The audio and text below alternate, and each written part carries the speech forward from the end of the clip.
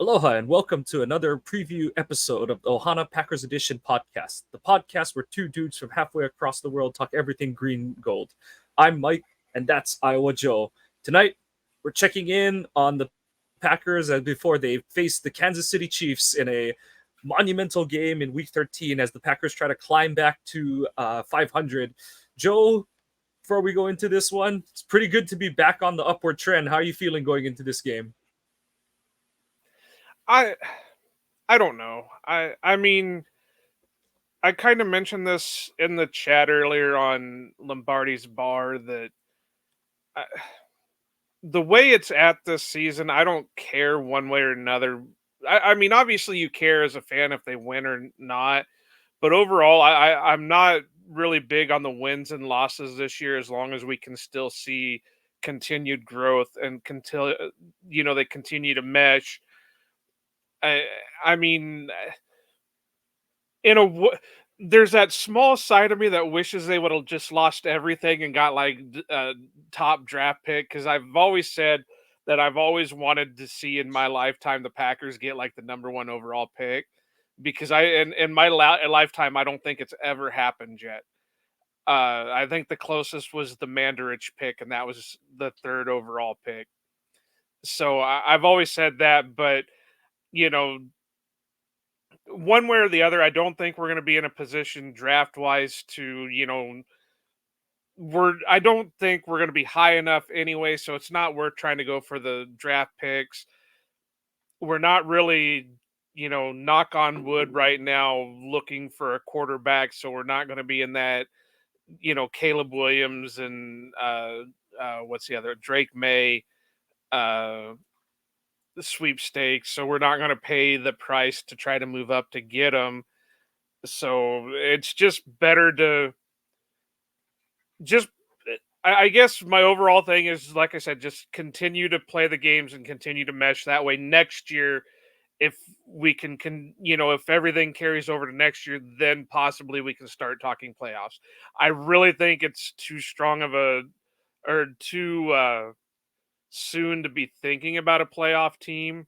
I know that's the talk right now, that the Packers have, are still alive in the playoff hunt, but unless some miracle happens that they get in the playoffs and go on a miracle run, it's just not worth being a playoff team this year. My whole thing with it is that I definitely agree that the most important thing is seeing growth over the course of the year. I think we've seen that the last month, so obviously you want to see that continue to happen. But on top of that, I do want to see this team have something to play for because I get what you're saying that they're really a year away from being that team, but I do want to see what they're able to do if that opportunity arises this season. Do they are they too I don't even want to say immature, but are they too young for the moment kind of thing? Or are they gonna which side of the coin? Are they gonna be too young for the moment? Or are they gonna be too young to know better, like too young to care kind of thing? So I am curious to see because being not even being totally their postseason chances are firmly in their own grasp. And I know that. So basically, if they win out, which is very unlikely, if they win out, they're in. They're definitely in the playoffs.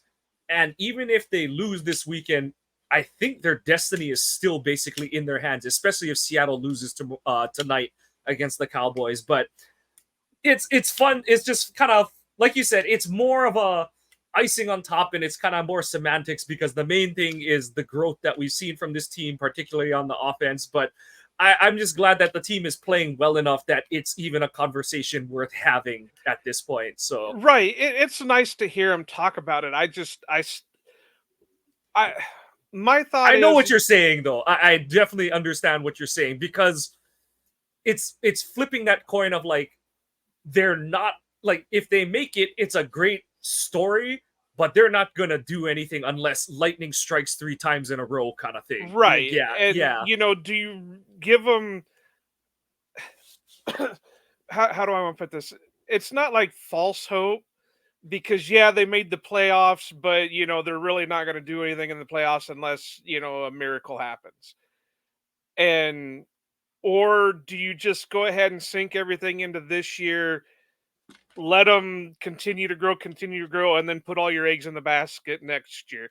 Because by the time you hit the end of the season, you're going to say, all right, well, we know we're going to need this position, so we can start, we'll do that with the draft, or we'll pick up a couple of free agents in this in, and then hopefully that'll be our pieces, and then we can make a full run on it next year. Yeah. So lots of things to look forward to. But before, we put the cart fully ahead of the horse, there's a big game, back to back, really, for all intents and purposes, prime time games for the Packers. Jordan and the offense played really well on Thanksgiving, and hoping to see them carry it forward. But it's going to be another tough one because the Packers are, again, going to be a banged up group, so banged up that James Robinson was cut on Monday and re-signed to the practice squad today, along with Bo Melton. Those didn't surprise me too much No. because Melton and Robinson still have call-ups that they can be used on.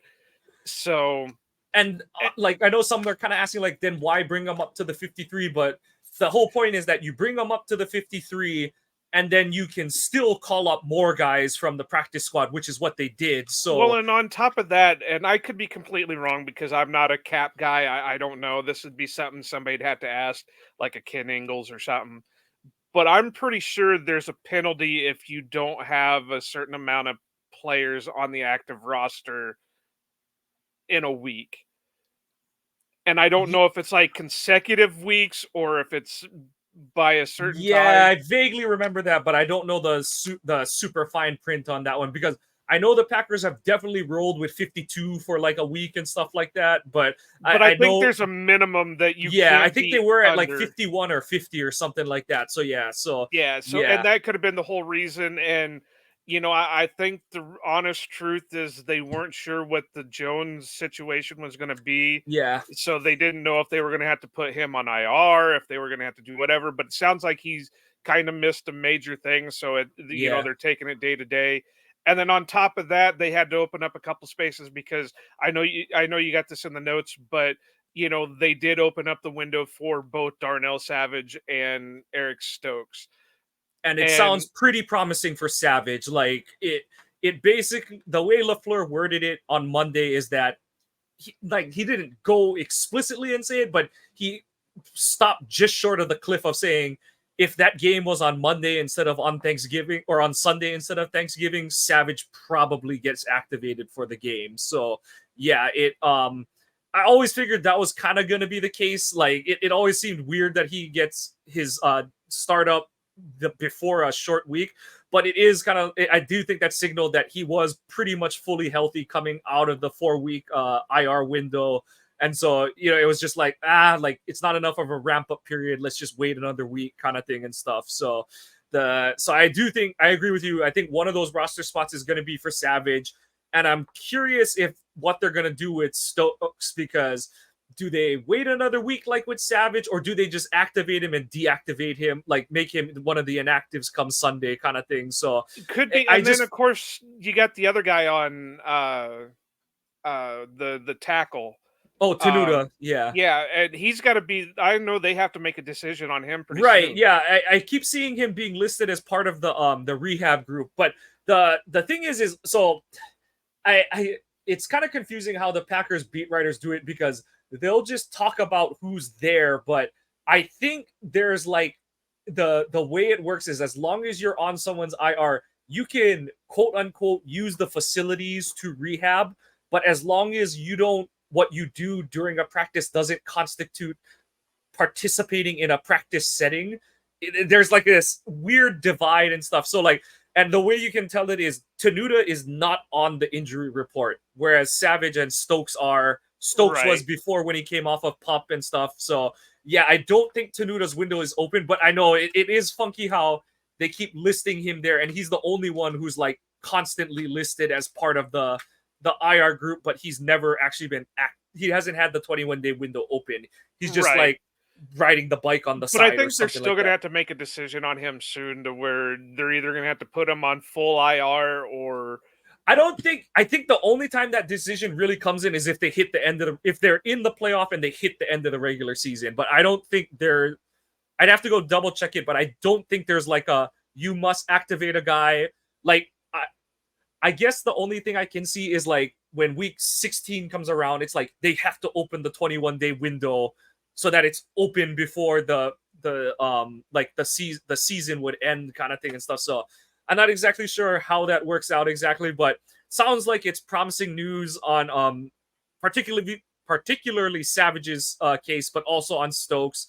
I don't have it in the notes here, but kind of a neat snippet from Luke Musgrave this week where he's basically talking about why he kept playing with a lacerated kidney. Yeah. He basically said, like, my dad's a coach and I was coached that I don't like just lay down on the field kind of thing and stuff like that. In my eyes, it basically means he has no brain and just ran out there because he was forced to. Maybe that's why he trips and falls down all the time, because he just has no center of gravity from being ping pong balled around his whole life. I mean, I can't say much because after I tore my ACL, I went out and finished out the rest of the season without an ACL.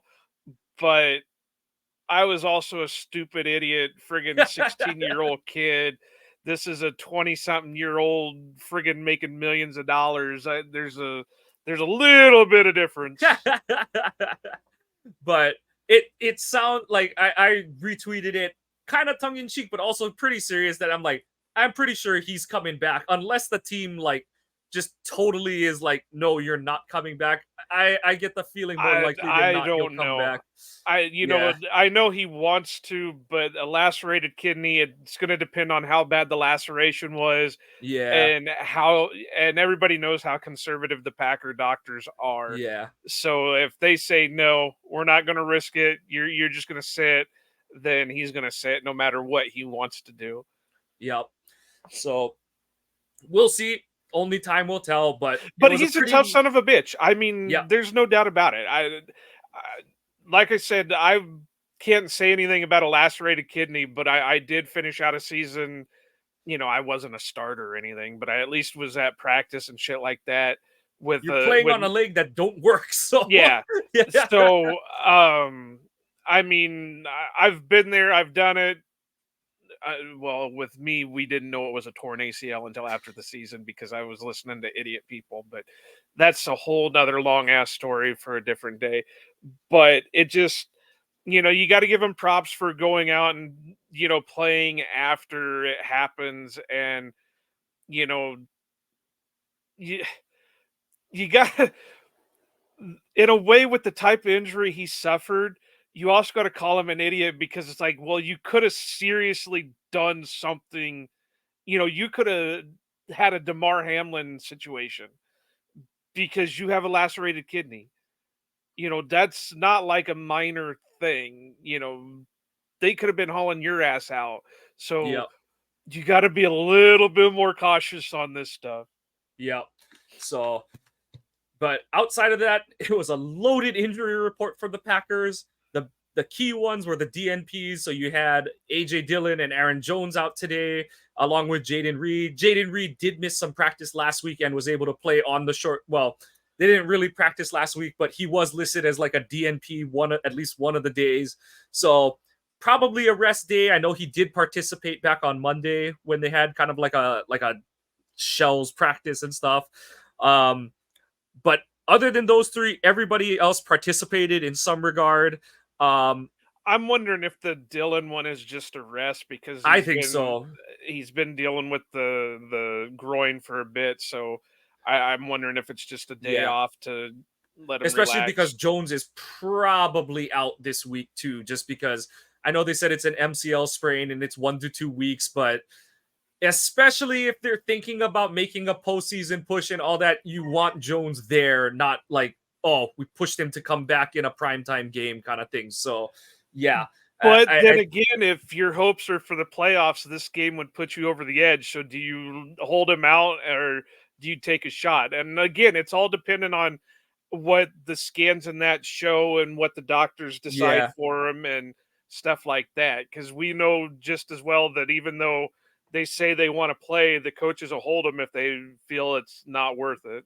Yep. So I get the feeling, unless if Jones limited at least once this week, he's probably gonna test it pregame. But if he's a DNP all the way through, that drops kind of substantially. But we'll see. Good news is Jair and Devondre Campbell were back on the field.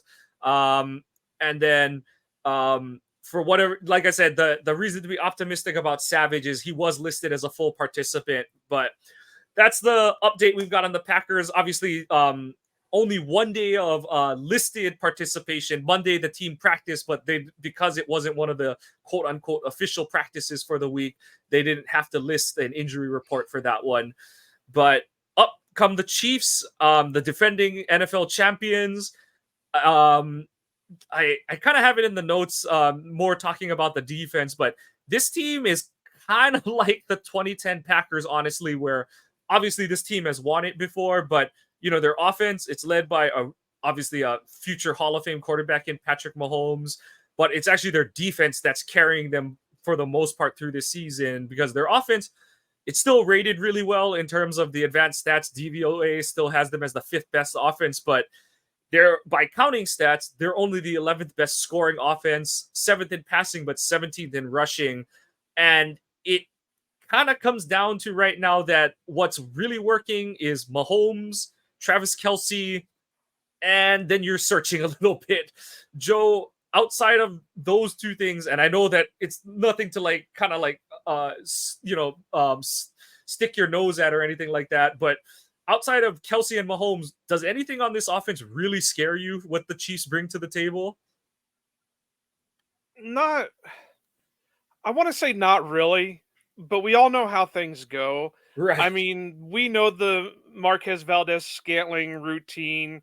He'll go like 3 weeks without doing anything spectacular, and then he'll have one big game. Well, this is his revenge game, quote unquote. And he So, had the bad drop the other week, so at some point he's going to have the bounce back game. and this is where I kind of wish Jair does play, because I just put Jair on him and just let him have at it. I know MVS is taller than Jair, but Jair's play style, I think, would completely disrupt what MVS can do. And even though MVS is taller, he's not a power forward receiver that Right. like those are the tall receivers that give Jair problems, but MVS isn't like a contested catch guy or anything. So yeah, I agree. Like, you kind of match speed with speed over there and live with the outcome kind of thing. And then maybe just, I, I don't know, maybe Tony and more on like slants and shorts, because we all know Barry's defense where he likes to keep everything underneath. And I And can then you just got to see. tackle. Yeah. Yeah, so I think that might hurt. And then the run game. I know you got Pacheco down here, and he's a pretty decent runner. I'm not sure who the other running is. It still Clyde Allaire or whatever it He's still is. there. He's kind of fallen out of favor. Not kind of. He's really fallen out of favor. I think if healthy, Jerick McKinnon, the former Viking, is like their RB2 slash like their scat back kind of player. But he's dealing with he missed today's practice with a groin injury, so that's another Okay. one to keep an eye on. Yeah, But I I think just with Barry's defense, and you'll see it in my over unders later, and we'll deal with it then. But I just think with the way he likes to keep everything underneath, and like you said, tackle to contain. Uh, with Mahomes, I think he'll be able to pick it apart. yeah. Now, I was kind of surprised that, and take this with a grain of salt because it is who it is. And even though he was a fan favorite for a while, I think he's lost a lot of luster on his stuff. But Kurt Benkert kind of said that he's feeling, the feelings in the air that the Packers may pull this one off. So I don't know if that's the kiss of death, or if that's a you know a thing to keep an eye out on. But I don't know. With the way the defense has been playing, I can see them being at least holding the Chiefs, and hopefully, the offense can keep rolling the way it's been rolling. I do have to look. I think there is a chance of snow for Sunday. So this could be our first real test with the weather for some of the guys that we've been questioning weather-wise, and that kind of scares me a little bit. Right, So, because all their draft, like, of their draft picks, Musgrave's out right now. Kraft actually played in a lot of snow because he's Yeah, from the yeah. Dakotas. But then it's Jaden Reed, and then Wicks is from Virginia, where it gets cold in the winter, but not Green Bay cold. And so yeah, it is that whole like, what's your first experience gonna be like? Yeah, I was looking at it when I subbed in on Pick Six with Westendorf this week, and yeah, the good news is that it's not looking to be a super windy game. Like the wind is down in the like low, like the 3 to 5 mile per hour range. Right. But and it there is some precipitation in the forecast, but it looks like it'll at most, and obviously this is 3 days out from the game, but as of right now, they're saying that there's chances for precipitate, whether that's rain or snow, depending on the temperature. That's up to maybe kind of into the first half hour of the game, but not like throughout the game kind of thing. But Yeah, we it's a know that, night game, right? For yeah. some reason, I keep thinking it's a mid-afternoon. So, according to my AccuWeather weather report, and my doggy's checking it out with me, it's during the day, it's considerable cloudiness, a couple of showers of rain or snow in the morning, followed by a shower in spots in the afternoon, high of 39. And then for the night, it's low at 29 with a 15% chance of precipitation. So So yeah, with 12-mile-an-hour wind gusts. So take that for what you want. So I mean, this is our first real chance of any kind of precipitation happening. And I know we've been talking about how we're kind of interested to see how Carlson and Whelan handle it. But like you just said, what about some of the rookies that haven't been through it yet? Or some of the first year players that haven't been through it yet? This would be the type of game if AJ Dillon is going to keep rolling and can play. This is the type of the game we would need him in. yeah. So like you said, it just adds more prudence to them kind of playing it cautious with him at practice this week. But kind of like you were talking about, hypothetically, this is one of those games that Barry's defense is supposed to be made for. You kind of keep, the whole idea is that you're pushing Mahomes to be patient and have to. But that's the thing is like, if it rains or the field conditions aren't great, then that brings in tackling in space into even more question, especially against guys like Tony and Moore, who are like slot receiver types who make their hay with middle of the field routes and stuff like that when they catch the ball. I know that's been it's funny when we get to talk about another team, not the Packers, having to catch the ball. So hopefully that swings in Green Bay's favor, but I feel like they cashed that lottery ticket in against the Chargers a couple weeks ago. So the secondary is going to have to be on their game.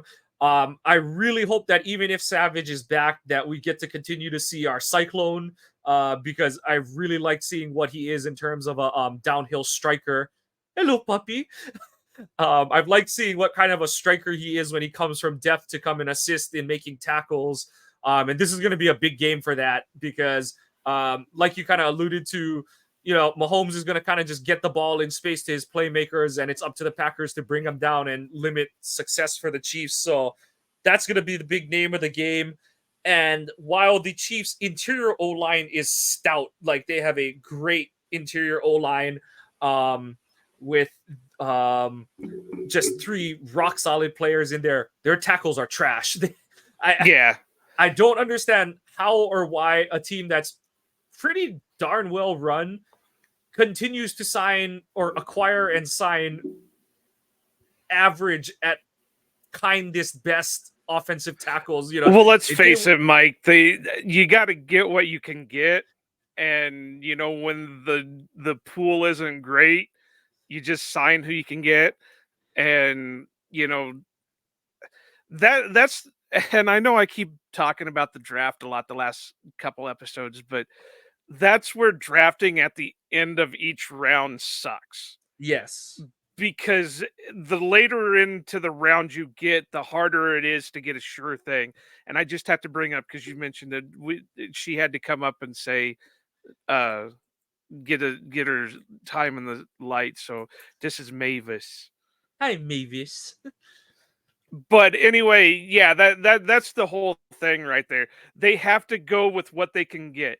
Now, my big thing is I don't know where Kansas City keeps getting the room in their cap for everything that they have, or for everything they keep going for. But anyway, yeah, I don't. It's kind of like we were talking with Miranda the other day. If you look up the stats, Mahomes and Love are like neck and neck. So, and I think they're having the same problems. They can't get on the same page, or they weren't getting on the same page with their receivers, and their O line hasn't been holding up well for them. Yep. So it's going to be kind of like the Detroit game, that if they can get pressure on Mahomes, even though Mahomes is a better or more elusive than a Jared Goff, if they can get pressure on him, it's going to be harder for him to do the things he does. Yeah, absolutely. That's going to be the key on defense is, Mahomes, the great ones are always going to get theirs. But if Rashawn and Preston, like, because Preston had a good game too.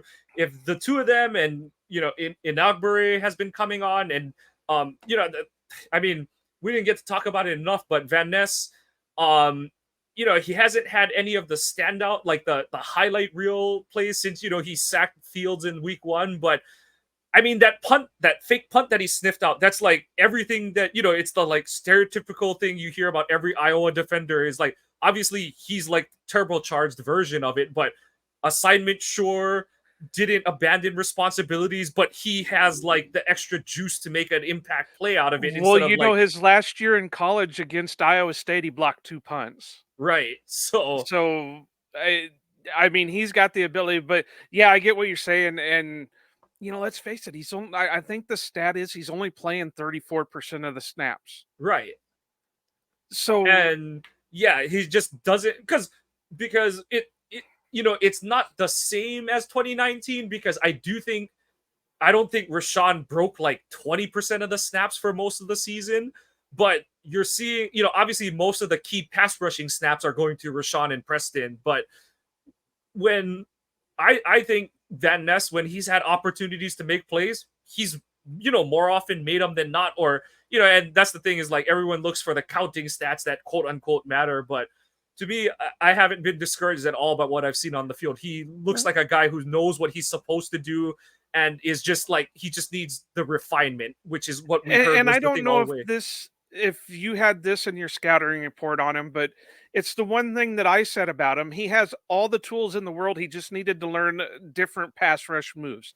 The only thing he had really going for him was the bull rush. As soon as he can get something else, I don't think he can be stopped. Or if he can refine his engage and Yeah, disengage off the bull rush, he's going to be a Gary like player. yeah. The trend is really and that's what Mike Wall says all the time about Rashawn is he's like Wall to his grave will probably say he wishes that Gary would dump everything except for his bull rush out of his play because he said there's like maybe 3 guys that can handle his bull rush in the whole NFL, and he's like, so he goes, he doesn't need to do any of the other crap he does. He just needs to run, and he's like, he needs to just have like one counter when he faces one of those 3 guys who can really handle him. And like you said, Van Ness is like just you put them in black and white and they're like the same player kind of thing. So Yeah. yeah, And I really think this would, if Devondre can play and Quay can play, I think this would be the perfect game to have them, yeah, because I think they're the 2 guys that could probably keep Mahomes in check from gouging out the defense with rushes. And we've seen it from Barry before. Maybe this would be the time to start pulling out a 3 linebacker set and have, McDuffie, Quay, and Devondre out there. If granted, this is if Devondre and Quay both play. I think they said they were trending towards play. At least Quay was. Quay But isn't listed at all, so it's looking pretty good for him. So yeah, so I mean, maybe it's time to pull out the 3 linebacker set where you can keep one of them as a spy on Mahomes, and the other one can watch Kelsey, and then you can start limiting things. So yeah, I mean, really, the if you look at anything, and you've said this already, and a lot of other people have said this, the only thing about this team that scares me outside of Mahomes is the defense. Yep. So speaking of that, we're gonna get there. And what's previously it's been the Patrick Mahomes show, and it's just can their defense just get enough stops kind of thing. But now, like I said, this is where they kind of remind me of the 2010 Packers because um their offense is it's good. They have a really good quarterback, but they have some parts that aren't quite running super efficiently, and it's their defense. So they're the 8th rated defense by DVOA. They're and their counting stats do back that up. So they're third in scoring, third in points allowed, 19th in rushing, and fourth in passing yards allowed. So that's kind of like what the Packers were, where because the Packers were, I think, second overall, and then like something stupid against. Oh no, I think they were fifth overall, second against the pass, and then like 16th or something against the run. So it's really similar in terms of how they rate and how they're constructed. So um the thing that's really on my mind more than anything is their front. They obviously Chris Jones is the linchpin of their front, but they have some pieces around him that really round out the ensemble, starting with two of their edges in former Boilermaker George Karlaftis and a former Wolverine in Mike Dana, who both have turned into really good pros. Obviously Karlaftis is only in his second season, but it's going to be another stout test for the Packers to see how they stack up against one of the league's elite defenses. And the promising thing you have to look at is Love last week, no sacks allowed. And he was, the Lions got some pressures, but overall the Packers O-line looks healthy. What's it is like Elton Jenkins and Zach Tom are not listed at all on the injury report. And that's just huge news as we move through this part of the season. You got to have your best players healthy. On the second level, Nick Bolton is he's like Nick Barnett fully realized. He's just a human missile, human heat-seeking missile. Makes plays all over the place, and so he wears 32. So if you're kind of like, oh, that guy looks kind of big to be a safety, yeah, he's a linebacker. He's one of those guys who went back to wearing his college number after the number rules changed before last season. And then their secondary has become this really deep, really like just steady group. So they have Justin Reed on the back line as their safety. How Houston let him go and how the Chiefs got him, like you said, that's another one where I'm like, how did you sign this guy? Yeah, that's what I mean. I don't understand. I know there's a lot of cap magic and everything else, but how do you pay the price you do for Mahomes, pay the price you do for Kelsey, Chris pay Jones, Chris Jones, and still be able to afford everything else on the team, where we were worried we were going to not be able to keep a team because of the stuff that the right? players that the Packers were signing. So it just go, and obviously I know a big part of that is like Mahomes is in the like early to middle part of his deal, so like they're like they're expecting they're going to extend him again, so there's not the whole like the end of the tunnel is coming up and there's no way out of it like the Packers were in with Rodgers. But it is No, kind but of, they're kind of in that, still in that stage where it's still hard to bring in other pieces yeah, because you're paying a guy, what is it, $50 million a year or something like that. yep. So but they've hit, like Reed was an absolute hit, and yeah, he was a guy I wanted Green Bay to go get, but yeah, Kansas City got him. And then the Chiefs have hit on some development guys. So Trent McDuffie, their slot, and L'Jarius Sneed, both are guys that the team, I believe they drafted both of them, and they've both been absolute studs for them. Sneed is their cornerback one, and McDuffie has just been dynamite in the slot for them since being a first round pick before for the 2022 first round pick for the Chiefs. So just a stout defense. And all the more reason that Green Bay is going to need all of it. Like we said, we believe that it sounds like Jaden Reed is going to play. It looks like Dontavian Wick should be back this week. Yeah, They I think he was completely off, wasn't he? He's on, but for a knee, not for the. Oh. He cleared concussion protocol, which is the big one, um, and so yeah, just having as many weapons in the passing game that they can have is going to be absolutely paramount this week because, like I said, the Chiefs their run defense isn't great, but unfortunately the Packers' run game has been trash all season. So maybe, Well, like and you said, this is where, like we kind of talked with Miranda, where they need to just pick a set of guys and not do the rotation. yep, If you want Sean Ryan out there, throw him out there. If he starts sucking, then you can, yep, move Runyon in there or something. But don't just because, like you have on here, not just the pass pro, but the run pro needs to be on their, cross their T's and dot their I's, or be on their P's and Q's, because this isn't a slouch defense. no, this is a very very good defense.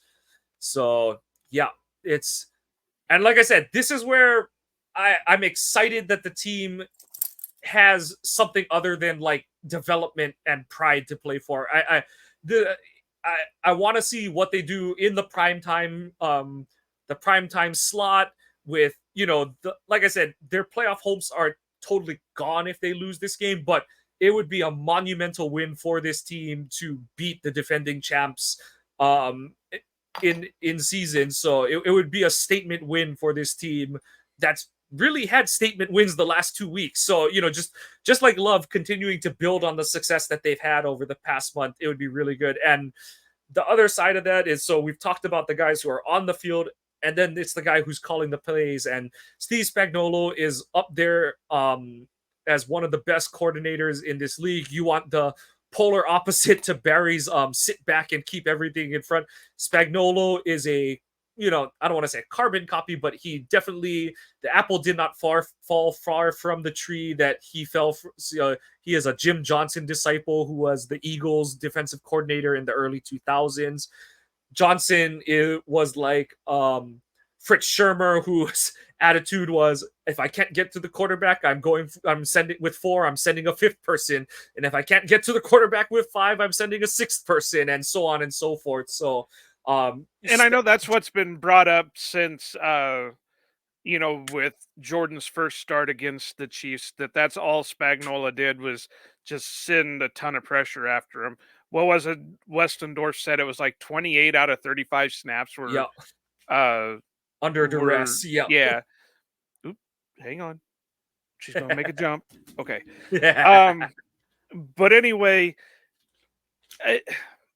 I know you guys kind of talked on pick 6 that maybe Spags won't do that now, but I have a feeling for the first part of the game, we're going to Yeah, see it exactly. just to see how Jordan reacts. If Jordan starts handling it, maybe he backs off a little bit and does something else. If he can't handle it, then he's just going to keep pumping it out there. Right. Yeah, it's such a catch-22 because it's like you don't, especially because he's seen what the Packers a plan of attack was against the Lions, who obviously the Chiefs have a much better secondary than the Lions, but in the same vein, the Lions defense is predicated on their front getting pressure and yada yada yada. So he's looking at it like, oh, is Green Bay going to take a shot early in the game? Are they going to do are they going to kind of take a shot play on the first down? So then it's like, do I play back and then pressure when I get a third down situation? Or like you said, do I just bring the house, and if I get burned, I'll adjust off of that? But, like you said, until they prove that they can deal with it, why not bring the pressure? So yeah, I've definitely, I see it going a lot of ways. And honestly, it's one of those where I know it's a cop-out answer, but I think we're not going to find out until we see how it rolls out the first couple series of the game. And I just hope that the Packers are able to, be on their toes with their pass pro, because this game is going to get old really fast if they can't block up that Kansas City front. Because yeah, Spagnuolo's not the kind to be like, oh, I got him a couple times and my team's up. He's going to keep sending pressure and he won't care if, He's going to like, do whatever works. Yeah, exactly. So it's a big learning opportunity for Love. It's a chance to prove that he is definitely not the guy who started in Arrowhead a couple years ago, and that's where I am kind of curious how, like, the fact that that game was in Arrowhead, whereas this one is going to be in Lambeau, how much that changes, Spag's approach and stuff. And just Love being 2 years more mature, having a better grasp on the offense. But that's really it. It's going to be kind of straightforward. I think more than anything, it's going to come down to the lines of scrimmage because based on what we've seen from Love from the receivers the past few weeks, I'm very, very pleased with where the offense is headed. So, in order for him to kind of continue forward, it's just a matter of can the O line protect him, and then on defense, what can the Packers front do to disrupt or pressure Mahomes on that end? So, I think it comes down to a very meat and potatoes game this week. Yeah, I mean, this is definitely one of those that could go a multitude of ways. I mean, there's no right answer on what you could do for a prediction except for maybe like 48 nothing Packers over Chiefs. That's probably the only thing that you could say is wrong. Otherwise, I could see it coming down to the wire. I could even see it going to overtime, or I could see it being, a blowout by the Chiefs. I mean, the only thing I don't see unless one of the Chiefs gets, one of the major players on the Chiefs get hurt, like if Mahomes goes down and is exits the Right. game, then I can't see the Packers blowing out the Chiefs. But any other way I could see going, like I said, overtime, going down to the wire, a blowout by the Chiefs. I mean, I could see the Packers winning too, but I just don't think it's like a blowout type win. Yeah. There's more avenues for the Chiefs to win this game than there are for the Packers. I think that it's just hard to see the Packers winning a shootout with Mahomes. And like you said, unless he like turns his ankle walking onto Lambeau, it won't be a blowout for the Packers just because that the Chiefs are too good of a team to fall into that kind of pitfall as long as Mahomes is healthy. But as we always do, we've got some yes nos for this week. I took the privilege of writing up some of these, so these are pretty. The first two are pretty straightforward, but yes, no, is Savage activated for the game on Sunday? Savage, yes. I'm gonna say he is. Like you said, LaFleur kind of hinted that uh had it not been a Thursday night or a Thursday game, he probably would have been activated last week. So there's no doubt in my mind that he's activated. Yeah, same. I think that it's pretty. That combined with the fact that he was a full participant on the report today, I think that that's pretty clear sign which way they're headed. Stokes, yes or no, activated this week? When's the due date for the activation? Is it like the day Saturday. before the game? Yeah. So the roster deadline is Saturday, 4 p.m. Eastern, or the day before whenever your game is played. But for standard Sunday games, it's Saturday. I'm gonna go no, just because I think they'll give him another week, or like you said, if they do, he'll still be a deactive for the game. Yeah. But if they do, and I'm just throwing this out there, if they do, it's going to happen Saturday. It's not going to happen any day before Yeah. that. They're going to wait to No, the absolutely last agree. minute to make it happen. Yeah. I agree. It's probably not. It would, if he's fully healthy, it would be an absolutely huge boon for the Packers. But I don't, especially because he came off pup and went right back on IR. I think they're going to play it absolutely super cautious with him this week. For sure. And then the last yes no that I added. So you kind of alluded it to earlier. Do you think Quay will be the primary option to? And I know the Packers don't play a lot of man, but do you think that look not Barry is going to align his defense so that Quay will have most of the primary initial coverage duties on Kelsey? I'm going to go with the shocker and say no. Mm. Uh, I if and I we kind of talked about this with Miranda on the last episode. I could honestly, if he's going to stick anybody on him, I could see it being Anthony Johnson Jr. Just because Anthony's got the speed. I'm not saying Quay doesn't, but I think he's more apt to use a safety in that position than he is his linebacker. Now, that's not to say Quay's not going to end up on Kelsey at any point during the game, because I think Quay could honestly handle it in a certain amount of way. But I have a feeling it's going to be in more of a zone where Quay will pass off to safety, and the only safety that I would trust right now, and I know it's weird to say since he's only been in a couple of games so far, is probably Anthony Johnson Jr., just because I think he's got the ability and he's not afraid to make the hit, whereas Yeah. Savage has the ability, but he doesn't like to hit. And we've seen him get manhandled by like Mark Andrews before, who's a very similar type of tight end to what Kelsey is. I know Right. Kelsey's not that kind of because he's like 35 now, but very similar type of tight end and stuff. And that didn't go well for Savage 2 years ago. So yeah, I'm really torn on this one because this is the kind of assignment that you drafted Quay Walker for. Like, this is exactly why you draft him. But like you said, at the same time, it's hard for me to say yes just because, kind of like I alluded to when I set it up, that Barry's defense is so zone heavy that even if he aligns over him, he's not necessarily covering him for the whole play kind of thing. So yeah, I think it's no more to semantics, but also because, and like you said, Johnson is a really good choice.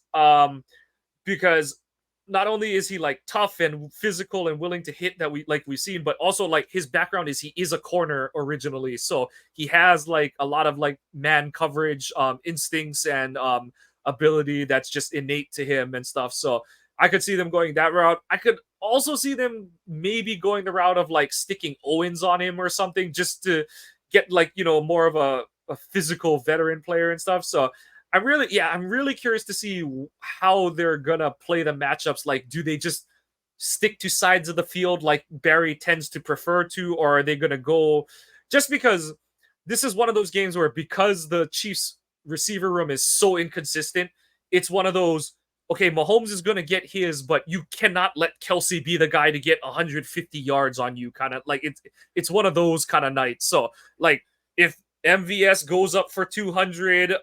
If Rashee Rice has his absolute breakout game as a rookie, it's like, okay, you live with that. But it's the whole like, Michigan just played Ohio State, and it's like, yeah, Marvin Harrison Jr. got his, but you can't let him be the reason you lose the game, kind of thing. So it's kind of that same thing with Travis Kelce.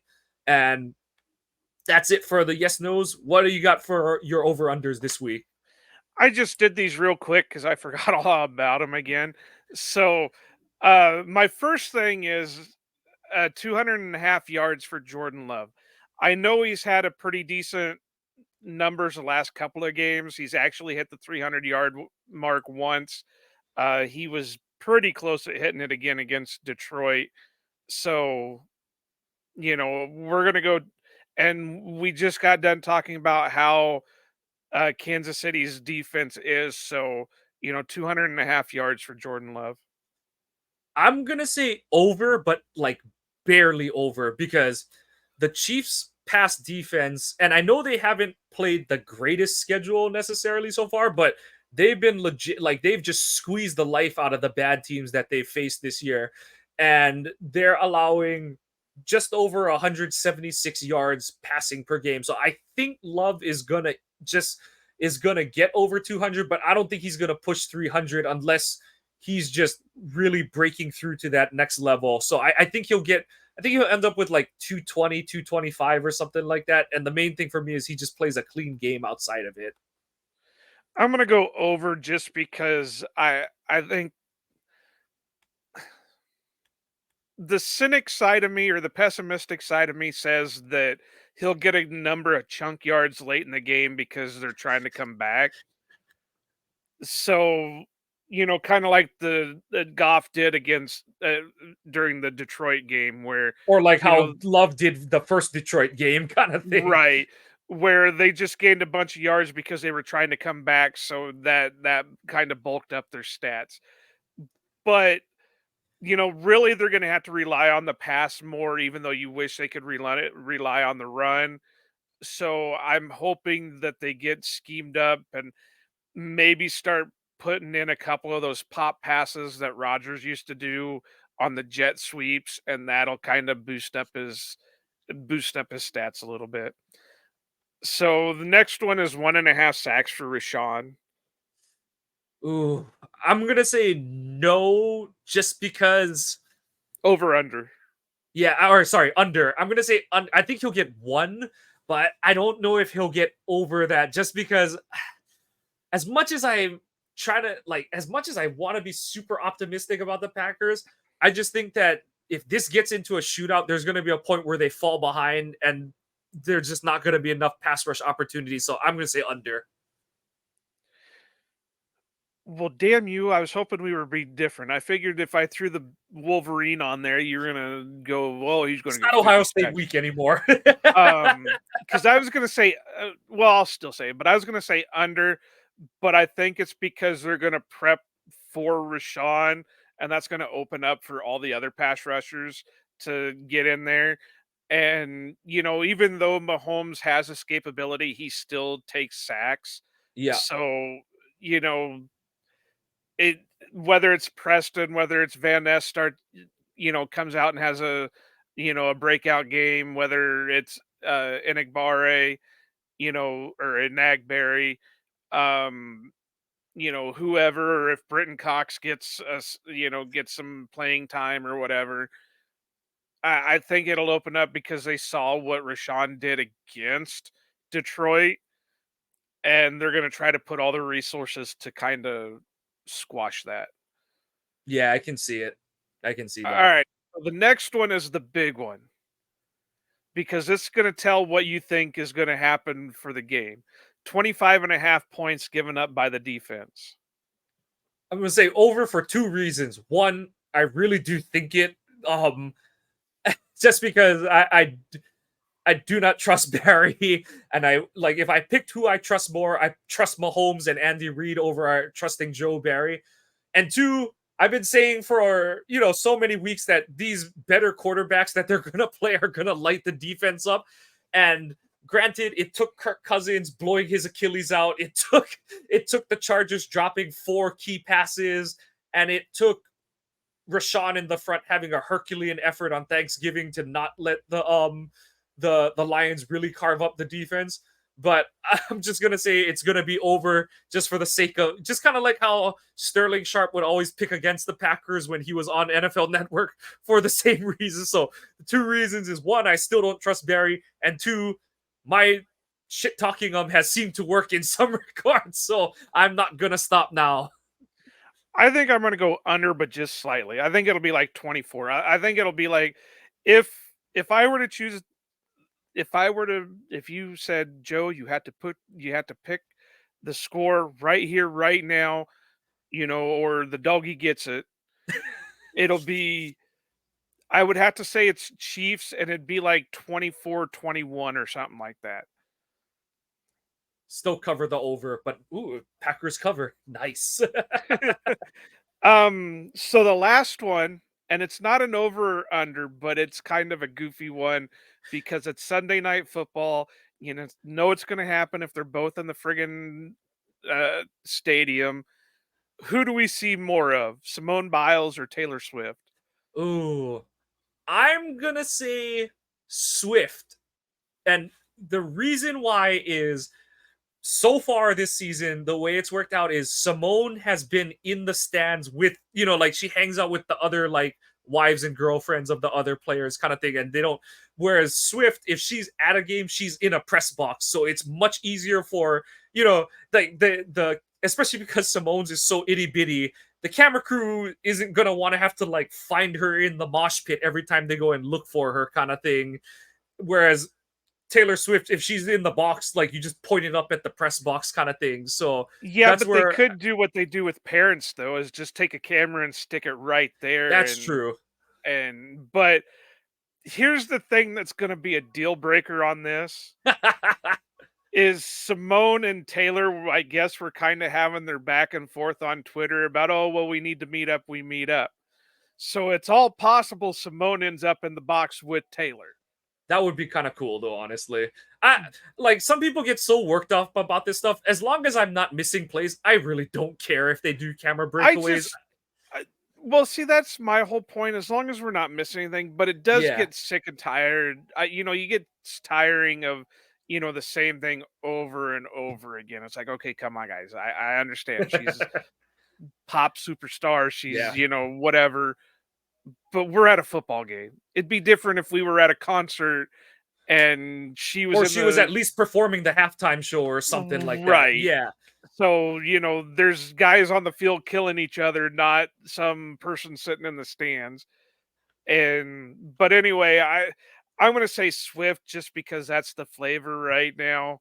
yeah. Um, It's not an Olympic year this year, right. so yeah. All right. And yeah, I don't know. Not that I really wanted. If there was a way I could like cut it all out or figure a way to sync up the radio broadcast with the TV, I'd do it. Sounds good. But anything else, Joe, heading into this one? Not really. I mean, I think we've hit the points home that we can. It just I can't say one way or the other whether I'm looking forward to it or not because it like I said from the beginning of the season, this is a complete unknown.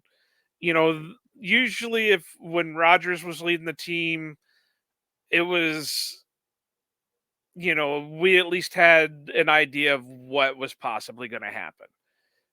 But now it's a complete unknown because we don't know how the team's going to handle certain things. Yep. So, like I said, and that's where I do like the fact that they're in they're in control of their playoff destiny because that's a pressure that you can't simulate. So I do want to see how they're going to handle it. But we're out of time for tonight. We want to thank you for joining us for another opponent preview episode of the Ohana Packers Edition podcast. Please give us a follow on our Twitter accounts. I'm at Kawano Mike. Joe is at Iowa_Joe86. The podcast is at Ohana_Packers. Please check out our website, ohanapackers.org. We have all of our streams of the podcast, plus all of our blog posts up there. We've got a bunch of great writers who are, including the two of us, but a few guest writers who are providing extra work. Please follow the podcast on your favorite podcast apps. Like and subscribe on those apps. Please give us comments if you have positive or negative feedback. We appreciate it all.